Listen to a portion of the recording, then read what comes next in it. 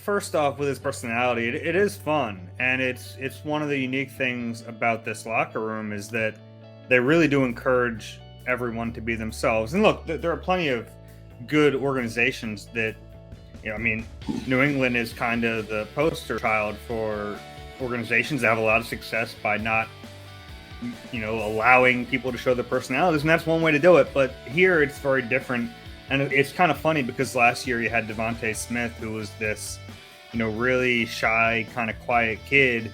And it took a little coaxing to get his personality to show, whereas Jordan Davis is like the opposite.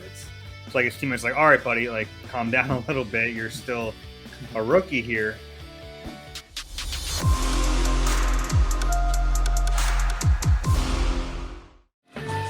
What's up, everybody? Welcome back in.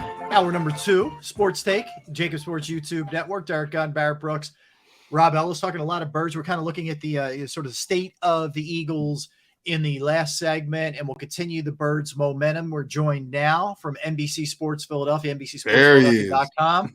The man himself, Dave Zangaro. What's happening, Dave? How we doing, man? I'm good, guys. How are you? Dave, what's the deal, bro? Good, man. Good to hear you, man. Dave, just knowing you have to put up with Barrett every single day, I see So the halo sad.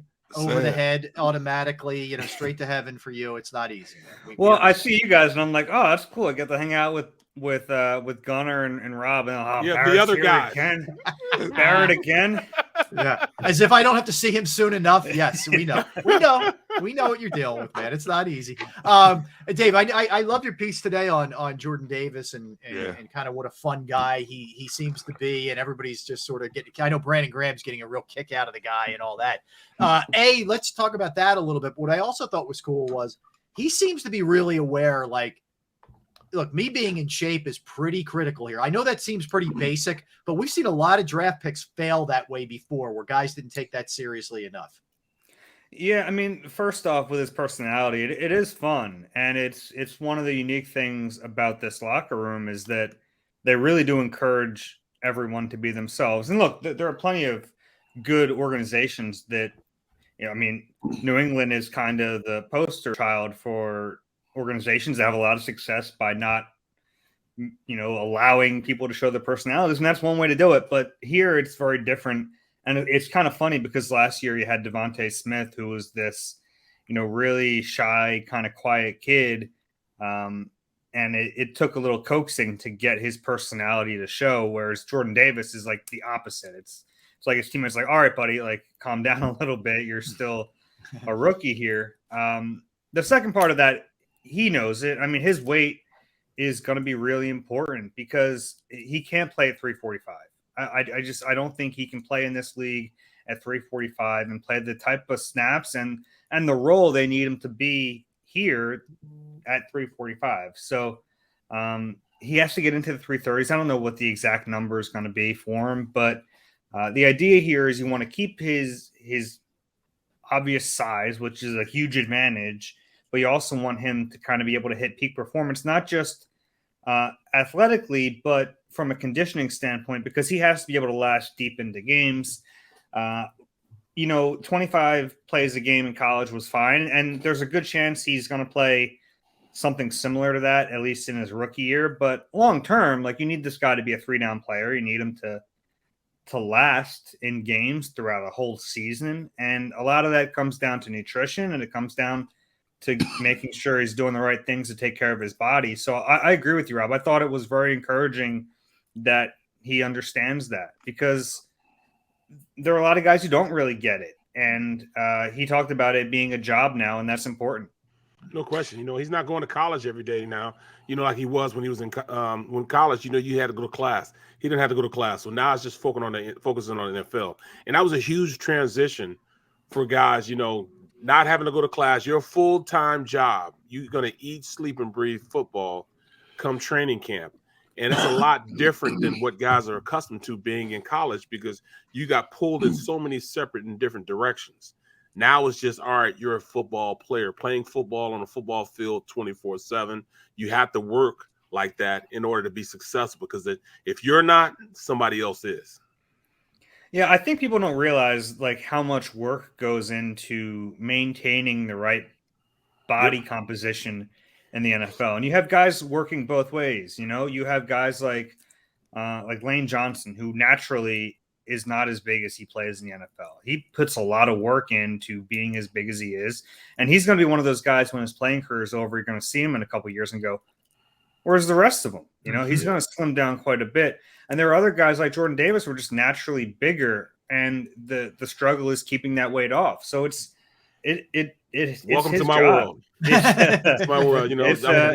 It's a real big part of his job, though. And Barrett, I'm sure you play with guys who are like, you look at now and like, man, they're real skinny because it was struggle for them, and people struggle with it both ways. Jordan Davis's struggle is going to be maintaining his weight at a certain level, and it's not just the weight; it's the composition of that weight. I mean, there are a lot of different versions of 335. You know what I mean?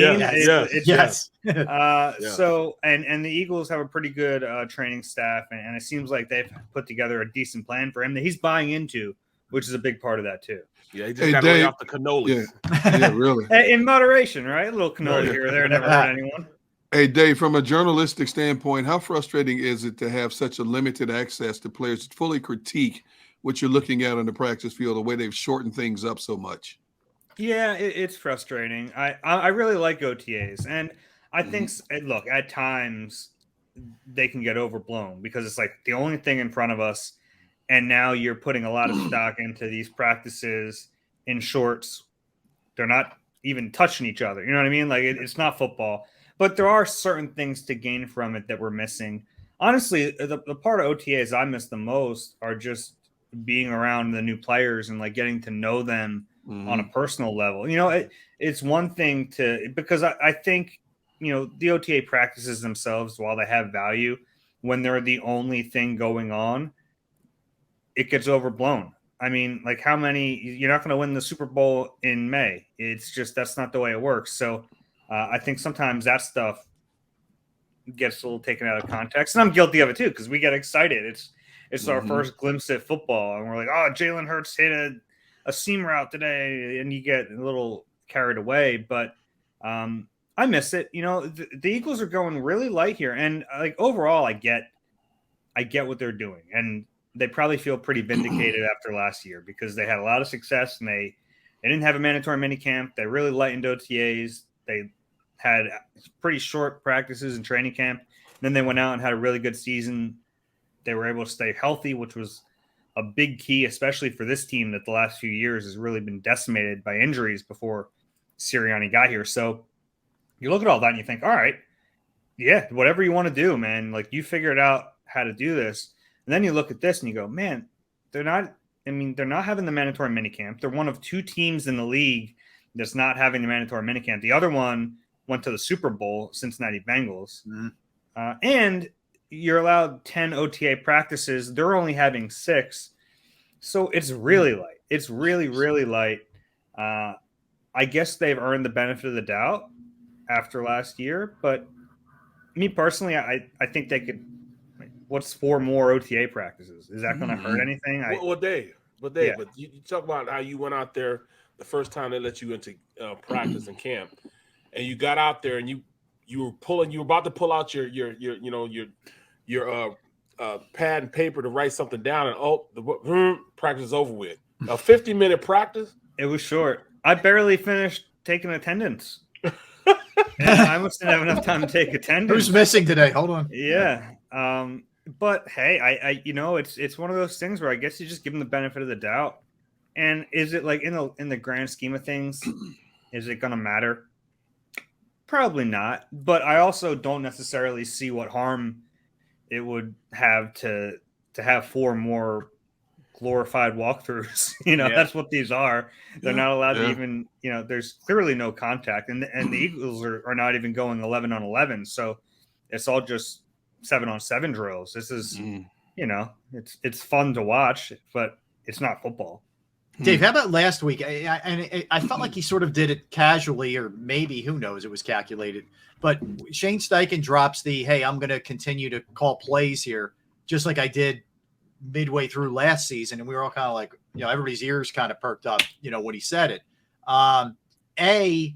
Were you surprised? I just feel like did we know this last year? Did we just not make a big deal out of it? Like, where do you fall on this? Because I thought it was interesting, at least, because I assumed it was going to be Sirianni. Yeah, well, the way this kind of evolved was curious because early in last season, Sirianni was calling the plays. He was the guy picking the play, but then it was kind of a convoluted process because Shane Steichen was the guy calling it in to Jalen Hurts. And the reason for that was because they wanted Sirianni to have communication with upstairs so that you're limited in the amount of channels you can have on those headsets. So that was their idea. And that's the way it worked for around the first half of the season. We don't know exactly when the handoff took place, and that's what made it tough to tell was because Steichen was always the guy calling in the plays. Mm-hmm. What changed was he became the person who was picking them. And you understand why they downplayed it because here's this first-year head coach supposed to be calling the plays, and now halfway through the first season at the helm, he's no longer calling the plays, and it goes to Shane Steichen. So you understand why they kind of guarded that and why they were saying last year that they were really pushing the idea that it's a collaboration, and it is. But you can't have two guys calling the plays. That's not how any of this works, right? You can have a guy call a half and then the other guy call a half, but they can't in conjunction call the plays. That doesn't make any sense. So what was happening was they were saying it was collaboration because they went through the process during the week like you would game planning for anything. They have plays on, in the red zone. They have plays on third down. They have plays when they're backed up. They have plays in this formation, that formation.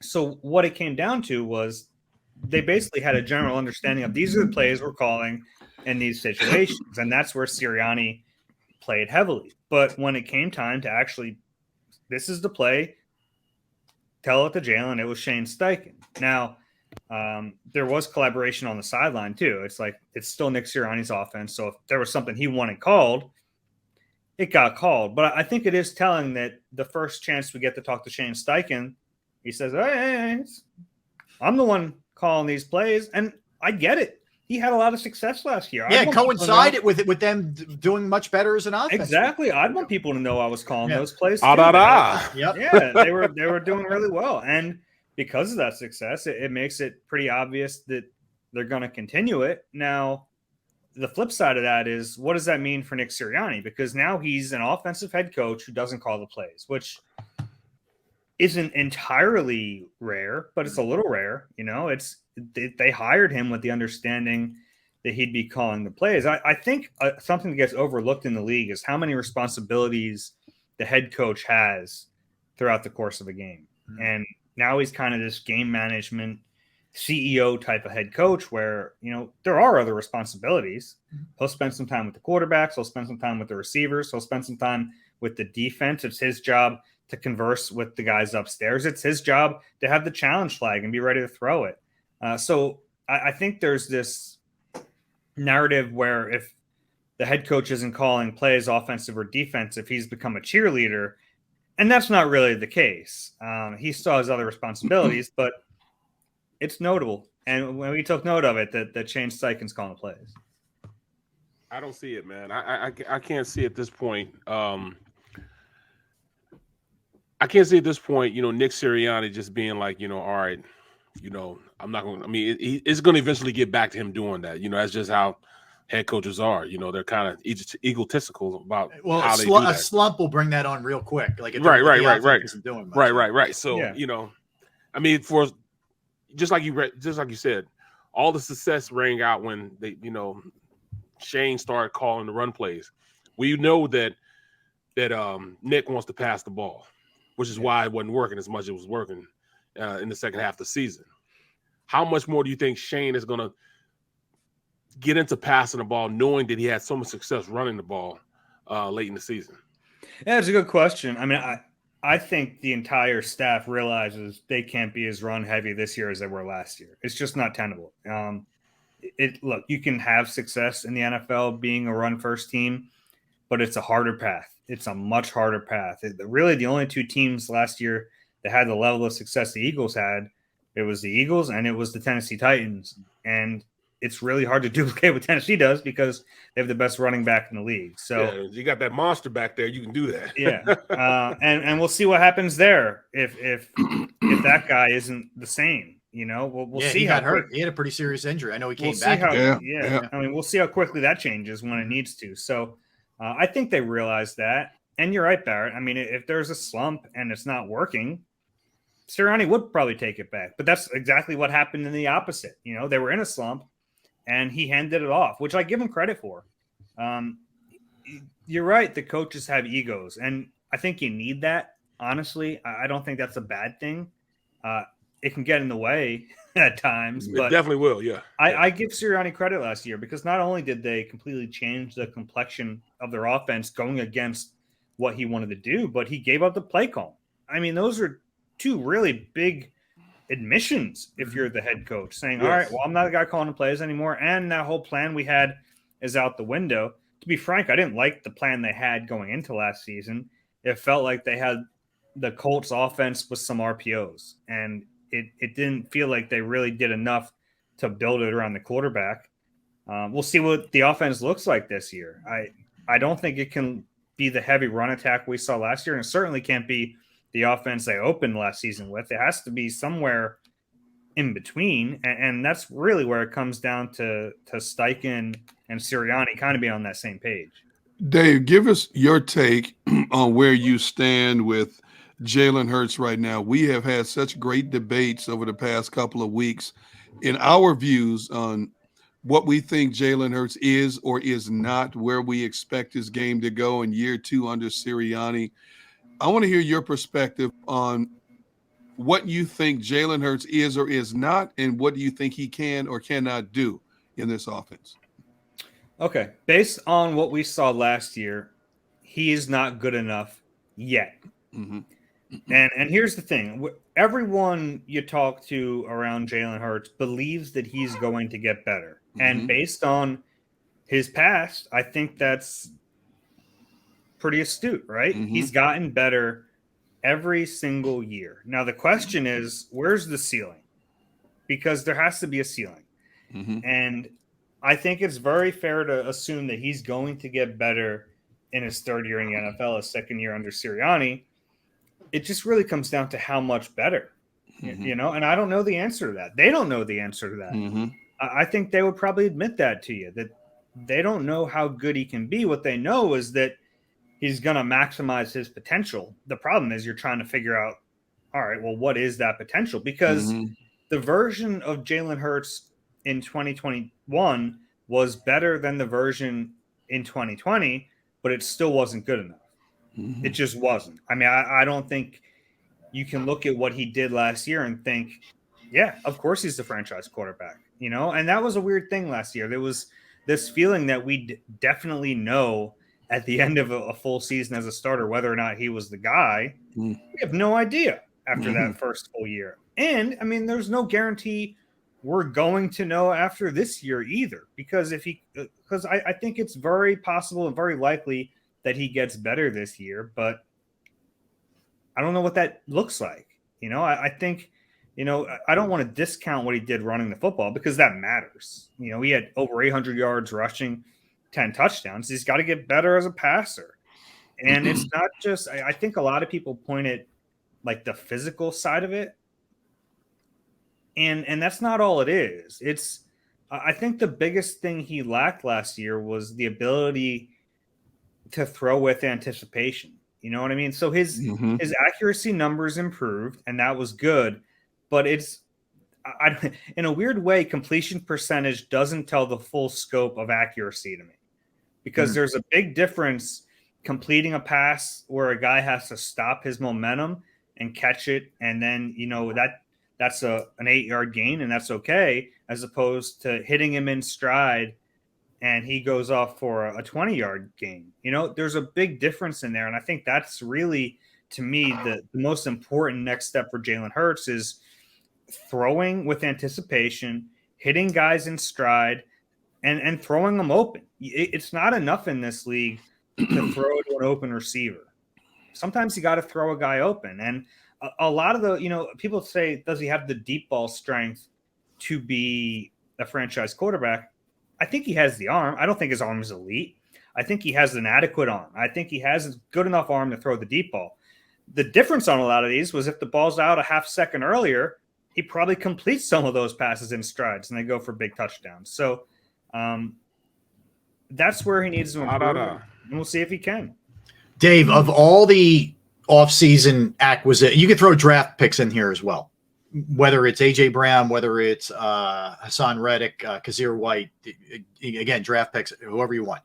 Who do you think has the biggest impact in the 2022 season? It comes down to the two of the guys you just mentioned. It's either Hassan Reddick or it's AJ Brown.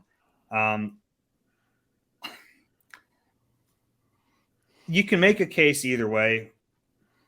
I'd lean very, very marginally to Hassan Reddick, just because I think he really is going to be a key cog in getting some pass rush. They really lacked that last year. I know that sacks aren't the end-all, be-all, but they had 29 sacks. I mean, that's pathetic. Second fewest. Yeah, and they also their disruption numbers are terrible too in terms of like hits and making a guy alter what he's doing. Yeah. So I mean, having him and having him will really change the complexion of the defense. And you can say the same thing about AJ Brown on the other side. He's going to change the complexion of the offense, which is why to me it's a little bit of a toss-up. You know, if I'm making the case for AJ Brown, it would be, well, he can try to unlock some of the potential in your quarterback to figure out what he really is and to figure out what the head coach and what the play caller really is too. I lean Reddick, but I think one of those two is the right answer. Mm. I like what you said, you know, as far as unlocking the quarterback's potential, because there were so many times where plays were there to be made. The ball got there, whether, you know, it was thrown late or whatever. You know, if the ball gets in your hands and you drop it, you know, it's still a drop. There were times we could have won, like we could actually have had 3 more victories if it wasn't for drop balls. Yeah. So, you know, that's going from being just in the playoffs to maybe even having some home field advantage just for 3 more wins.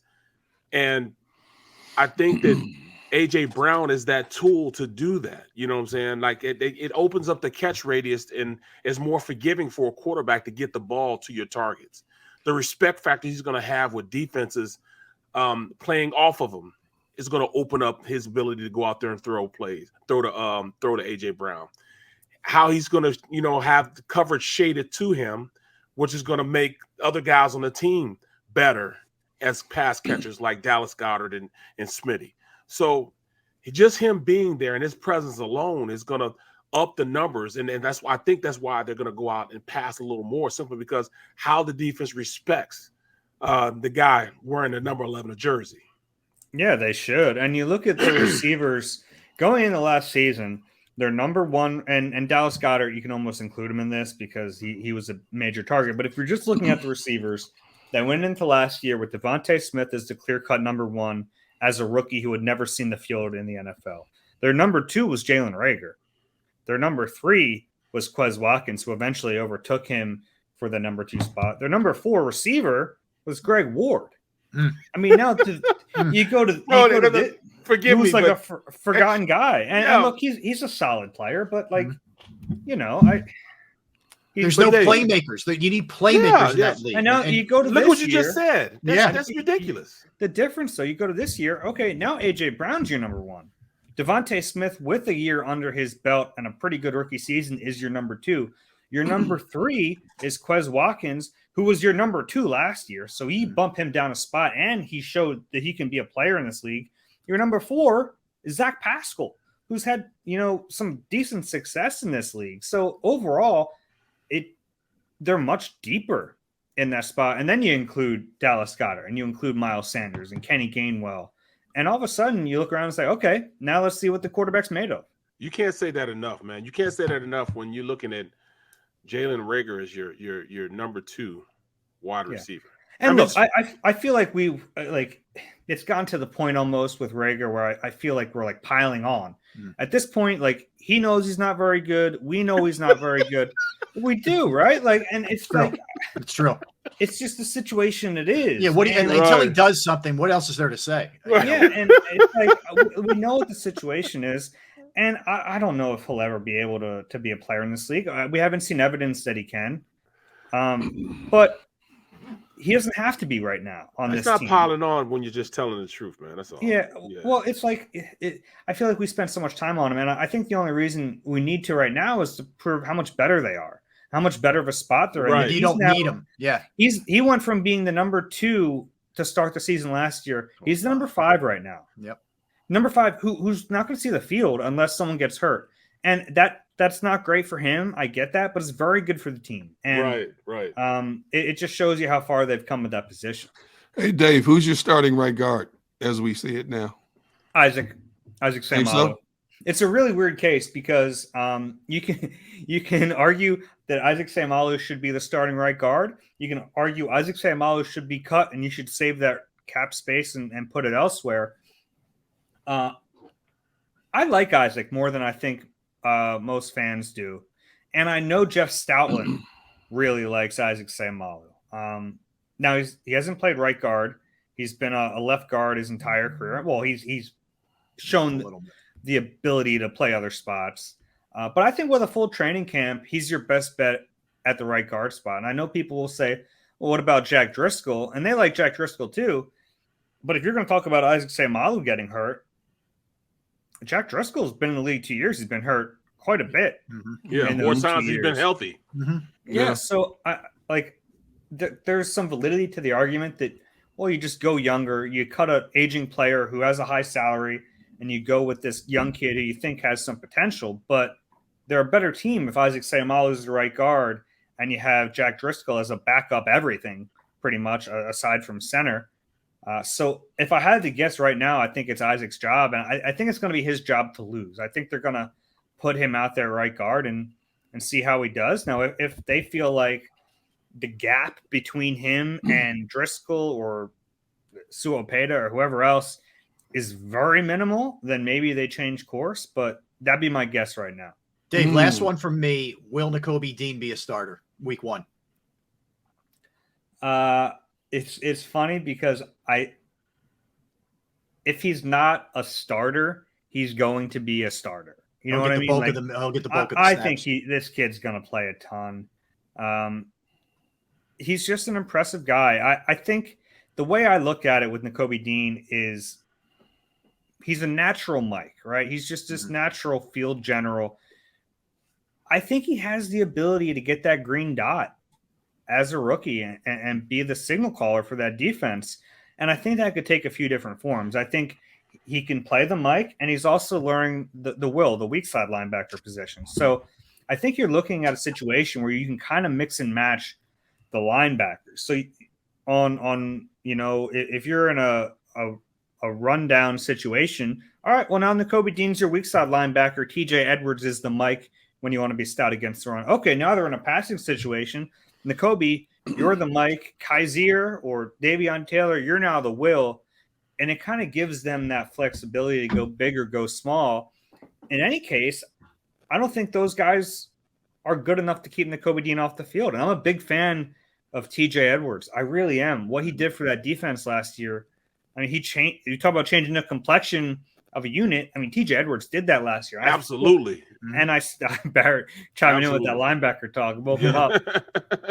So I still think he's going to play, but I wouldn't take Nakobe Dean off the field if he's healthy. He's an impressive kid. And I'll plug I have a Nakobe Dean feature coming later this week. There you go. All right. Yeah. NBCSportsPhiladelphia.com. Be very opportunistic there for myself. I'm just here to tee you up, Dave. That's all I'm trying to do. Yeah. Dave, listen, man, we appreciate always enjoy your Eagle Eye podcast with our guy Rube as well. Rube getting it done. But always great hearing from you, man, and we're looking forward to talking to you down the line. Thanks, Dave. Appreciate it. I'll see you in a little while. Yeah, sorry about that. You got my condolences, Dave. You can't escape them. It's unbelievable. See you guys. Good stuff, care. man. All right, man. Be good, man. What are y'all trying to say? That I'm not the only one that knows that you can be a pain in the butt. That's what I'm saying. I'm just not apprappred, guys. I agree with you, I am not. especially by Derek. Yeah. I know. I appreciate you from afar. I do. As long as you're not anywhere near his house, he's a big fan of yours. Yes. He just uses you to fish, Barry. Right. Right. Yeah, There he is. doubt. All right, so we'll come back. It was good Eagle stuff there for the last hour or so, but we'll keep it rolling with the state of sports in Philadelphia because the Phillies are back in action tonight. We'll dive into the Phillies, the Sixers, and the Flyers when we get back. 2:00. 2:00. And I want to hear from the comment section on this, and you want to chime in as well here. Prince would have been 64 today. We lost him 6 years ago. 6 years ago. Crazy, I know. Greatest Prince song. Okay. Ooh. And most underrated Prince song. I have a greatest and a most underrated Prince song. Underrated. Okay. I have an underrated as well. So we'll do that. We'll dive into a little AI, also celebrating a birthday. We've got a lot more to do for sure the rest of the way. And then as usual at 2:00 or 2:30, we do a little open talk where we're going to be jumping around somewhat. Derek Gunn, Barrett Brooks, Rob Ellis, Sports Take, JAKIB Sports YouTube Network. All right, Pro Action Restoration. This is key, guys. You get some rain damage, you get some water damage this time of year. We get some crazy storms, all those kind of things. You know that. You know the feeling. It is scary sometimes. You wonder, man, what's going on? Or you maybe get some water in your basement or a leaky roof, whatever the case may be. If you've had that issue and you're not really sure who to turn to, or you just want to avoid that issue going forward, take down this information. Pro Action Restoration is on call 24 hours, 7 days a week. I've gone through it. I experienced water damage at my parents' house, and they were there. They cleaned it up. They were professional. And most important, the price was reasonable. They're very fair. They're licensed, bonded, fully insured, serving the tri-state area for more than 2 decades. Pro Action will work in conjunction with your insurance company as well, whether it's water, fire, smoke damage, mold remediation, you name it. Trust me, they can handle it. I've seen it up close and personal. Give them a call, 610-623-3760, or you can email them at proactionrestoration.com.